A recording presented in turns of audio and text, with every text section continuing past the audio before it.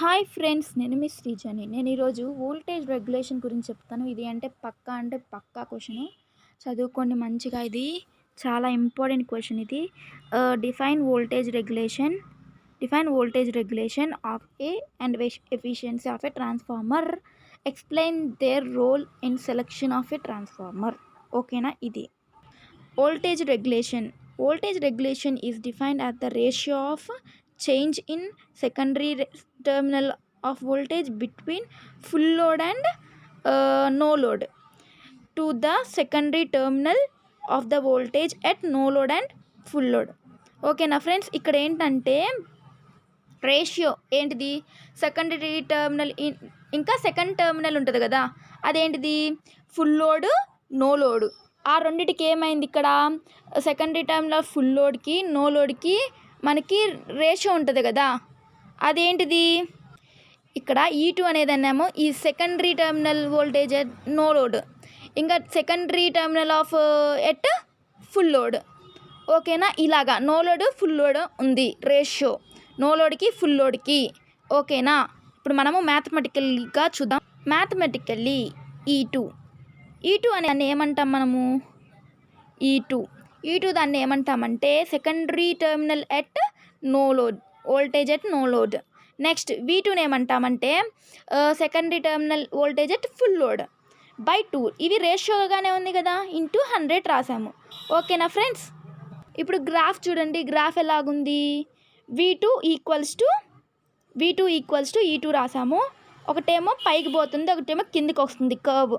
దీన్నేమో leading అంటాము, దీన్నేమో logging అంటాము. కిందికి వచ్చేదాన్ని లీడింగ్లో ఎప్పుడైనా V2 is greater than E2 అంటాము. లాగింగ్లో ఏముంటుంది? V2 లెస్ దెన్ E2 అని రాస్తాము లాగింగ్లో. ఓకేనా?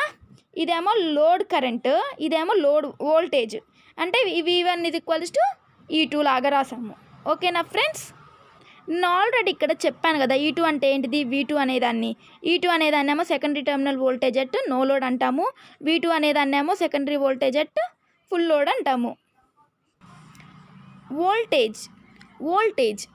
Voltage regulation can be determined from the R2Eని ఏమంటాము? ఈక్వివలెంట్ రెసిస్టెన్స్ అంటాము R2Eని. నెక్స్ట్ అండ్ ఈక్వివలెంట్ రియాక్టెన్స్ని ఏమంటాము? X2E అంటాము. Obtain from short circuit test. నేను ఆల్రెడీ ఇవన్నీ చెప్పేశాను. Voltage regulation can be determine from R2E, ఇంకా ఏమంటాము ఇంకోటి X2E. ఇవి రెండు ఉంటాయి. ఓకేనా? ఇప్పుడు మనము ఒకటి చేద్దాము, చూడండి ఫ్రెండ్స్. ఇప్పుడు మళ్ళీ ఇక్కడ చూడండి, ఎన్ మ్యాక్సిమం. ఓకేనా? ఎన్ మ్యాక్సిమం ఏంటిది? ఇప్పుడు V2 ఉంది కదా, V2 I2. ఇక్కడ E2 అనేదాన్ని మనం ఒకటి అంటాము, చూపిస్తాను ఒకసారి చూడండి ఫ్రెండ్స్. ఒక్కసారి ఇక్కడ చూడండి. E2 is equals to I2 R2E cos phi. V2 అనేదాన్ని I2 X2E sin phi. నేను ఇక్కడ X2E ఇంకా R2Eని ఏమన్నాము? R2Eనేమో ఈక్వలెంట్ రెసిస్టెన్స్ అన్నాను, X2Eనేమో ఈక్వలెంట్ రియాక్టెన్స్ అన్నాను. ఓకేనా? VR equals to I2E. ఇది VR అంటే ఇక్కడ, ఇది ఇక్కడ రాసాము, దీన్ని ఇక్కడ రాసాము, ప్లస్ చేసి బై V2 చేసినాము. అంటే మనం స్టార్టింగ్లో చూసినాం కదా mathematically VR equals E2 minus V2 by E2 into 100. ఓకేనా? ఇది ఇక్కడ రాసాము బై V2. నెక్స్ట్ ఇప్పుడు చూద్దాం. నెక్స్ట్ ఇక్కడ చూడండి ఒకసారి. R2Eని ఏమంటాం? X2E అనే దాన్ని ఏమంటాము? R2Eనేమో ఈక్వలెంట్ రెసిస్టెన్స్ టు సెకండరీ, X2Eనేమో equivalent reactance to the secondary అంటాము. R2Eని R2 ప్లస్ R1 అని రాస్తాము, X2Eని X2 ప్లస్ X1 అని రాస్తాము. ఓకేనా? R2Eని ఎలా రాయొచ్చు? కాన్స్టెంట్గా కూడా రాయొచ్చు. అంటే R2E is equals to R2 plus K² R1 రాయొచ్చు. X2Eని X2 ప్లస్ K² X1 అని కూడా రాయొచ్చు. ఫ్రెండ్స్, మీకు నా వీడియో నచ్చినట్టయితే లైక్ చేయండి, షేర్ చేయండి, సబ్స్క్రైబ్ చేయండి. ఓకేనా friends? Thanks friends for watching my video. ఒకసారి మొత్తం ఆన్సర్ చూపిస్తా చూడండి ఫ్రెండ్స్. ఇక్కడ నుంచి స్టార్ట్ అయ్యిద్ది చూడండి.